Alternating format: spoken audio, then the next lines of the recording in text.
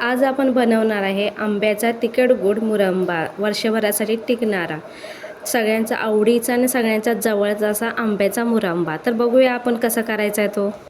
इथे आपण 5 मोठे आंबे घेतलेले आहे, त्यासाठी अर्धा किलो गूळ घेतल्याचे आणि फोडणीसाठी जिरे मोहरी आपण घेतलेले आहे। मुरंबा कोणत्या पद्धतीने करता ते कमेंट बॉक्समध्ये सांगा।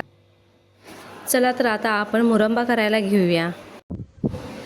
पातेल्यात प्रथम आपण तेल वतून घेऊया। तेल गरम झाले की आपण जिरे मोहरी टाकायची आहे। जिरे मोहरी तडतडली की मग आपण बाकीचे मसाले टाकायचे आहेत।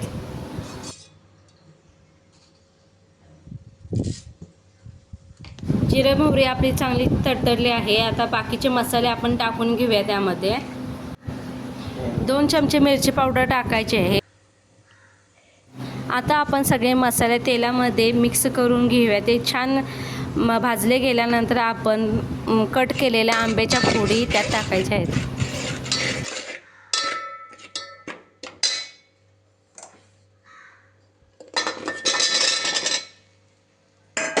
आता आपण फोडलेले आंबे त्यामध्ये टाकलेले आहे, ते छान परतून घेऊया। परतल्यानंतर आपण थोडं त्यामध्ये पाणी ॲड करायचं आहे मसाल्यामध्ये।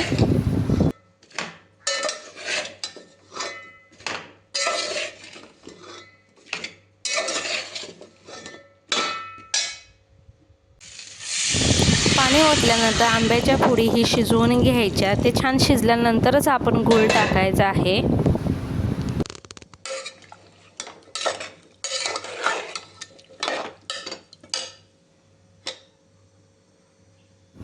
आपण या मिश्रणात आता गूळ टाकून घेऊया। गूळ टाकल्यानंतर थोडा वेळ शिजवायचे आहे त्या फोडी।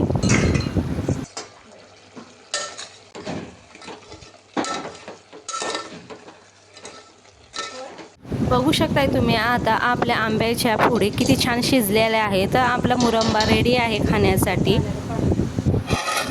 बघू शकताय आता तुम्ही खाण्यासाठी आपला मुरंबा तयार आहे। चला तर आता आपण बरणीत घालून ठेवूया। हा मुरंबा वर्षभरासाठी टिकून राहतो। झालेला आहे। तर आता तुम्ही ही रेसिपी नक्की घरी ट्राय करा, कारण हे लोणचं किंवा तुम्ही मुरंबा सुद्धा याला म्हणू शकता, तो जास्तीत जास्त करून 5 ते 6 महिन्यासुद्धा टिकू शकतो, त्याच्यापेक्षा जास्त टिकू शकतो। त्यासाठी तुम्हाला हा मुरंबा फ्रीजमध्ये ठेवावा लागेल आणि ही नक्की रेसिपी ट्राय करा, सगळ्यांना आवडेल आणि खूप लगेच आणि झटपट होणारी असं हा मुरंबाची रेसिपी आहे।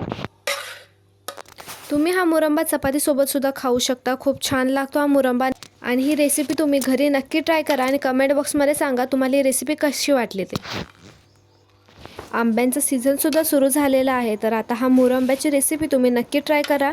आणि आता तुम्ही या आंब्याच्या सीझनमध्ये घरी काय काय बनवता ते कमेंट बॉक्समध्ये सांगा। थँक्यू।